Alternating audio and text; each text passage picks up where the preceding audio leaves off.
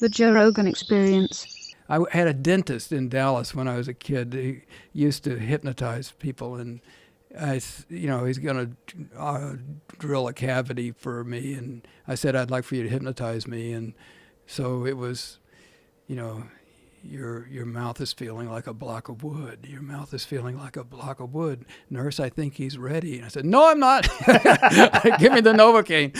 But then the only other time that I had what was kind of success in being hypnotized was in 1983.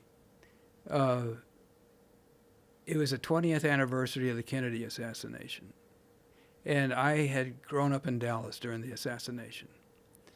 There was a story that was quite widely circulated that school children in Dallas had laughed when they heard the news. And I wasn't sure that I hadn't been one of them. I remember being astonished. I remember gaping. I remember, did a ha ha ha come out of my mouth? I don't know. If it did, but I think I smiled in amazement. I'm not really sure. I mean, you have to go back to what Dallas was like at that time. It was hysterical. The politics were off the rails, and Kennedy was hated, although not in my family. But, there was this sense of Dallas as being a separate entity from the rest of the country, and that Kennedy was the enemy. And I was anxious that maybe I had been one of those people that laughed. And so I had a friend who was a therapist who did hypnosis, and I asked her to hypnotize me and see if she could take me back to the classroom and help me remember.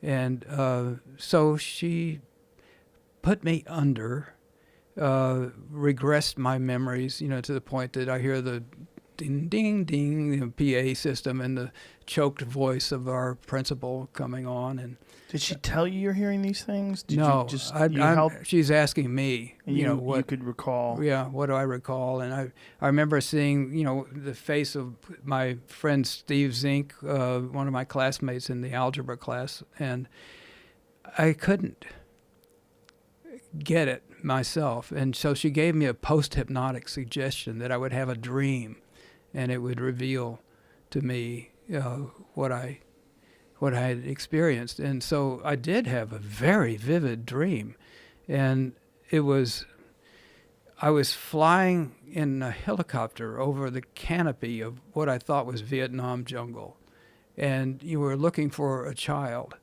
and I saw it in the top of a canopy just lying on top of the tree. And as we got closer, I realized it was actually just a doll with these little X eyes. And that was the dream. And I decided from that that the me that I thought, might have laughed was just a figment, an effigy of some sort. And that, I really hadn't laughed. You'd have to understand what a scarring experience it was to have been from Dallas at that period of time, and how everybody in the world hated you. Such a strange thing to try to remember. What was your reaction? And how old were you at the time? 13, I guess. Yeah, but it's a very strange thing. Did you feel like you felt guilt at the possibility that you had laughed? Yeah, I did. I didn't want to be one of those people. Yeah. And, I have friends from Dallas who do remember people in their classroom laughing. And my experience that the real memory I have of it is that people looked around in just stunned astonishment. And part of the astonishment, I think, was that we just thought nothing would ever happen in Dallas. It was, on the one hand, it was totally crazy. And on the other hand, it was totally paralyzed. There was just a sense, the conformity was so powerful that, you felt imprisoned by the sameness of every day, every thought. Just it was very, very rigid environment. So some spectacularly unique occurrence, like the president getting assassinated right. in Dealey Plaza, just seemed impossible.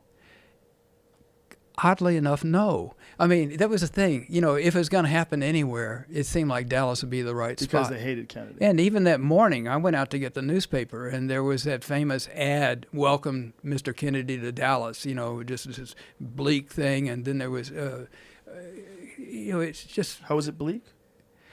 Oh, it made all these absurd charges about, you know, his aiding communists and so on, and race, you know, it had a racist undertone to it.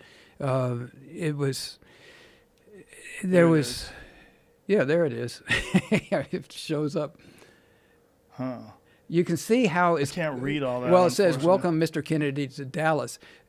You can see that it is saying a city. It's about who we are, and we are not you. And it was almost.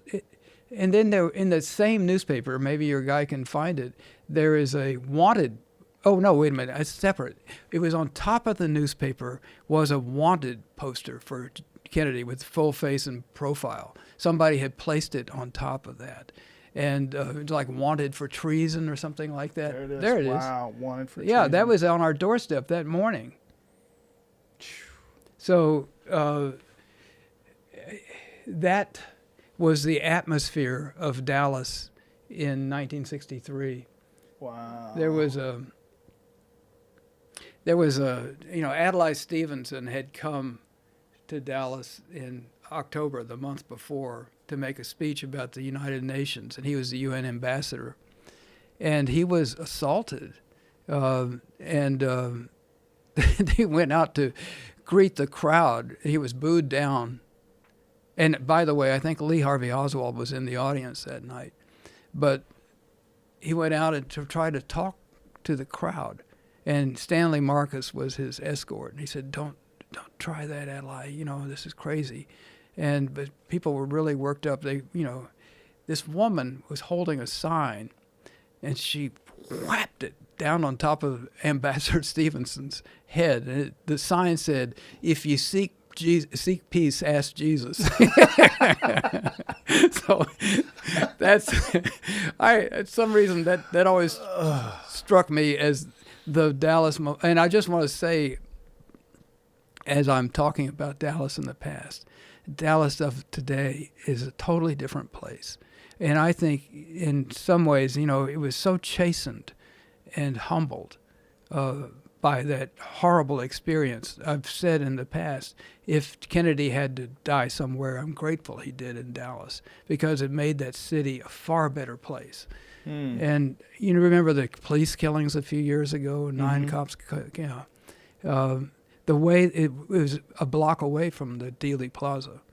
But the way in which that city handled that tragedy, by comparison, was so magnificent. You know, I have a lot of admiration for the city that Dallas has become. Catch new episodes of the Joe Rogan Experience for free, only on Spotify. Watch back catalog JRE videos on Spotify, including clips. Easily, seamlessly switch between video and audio experience. On Spotify, you can listen to the JRE in the background while using other apps, and can download episodes to save on data cost, all for free. Spotify is absolutely free. You don't have to have a premium account to watch new JRE episodes. You just need to search for the JRE on your Spotify app. Go to Spotify now to get this full episode of the Joe Rogan Experience.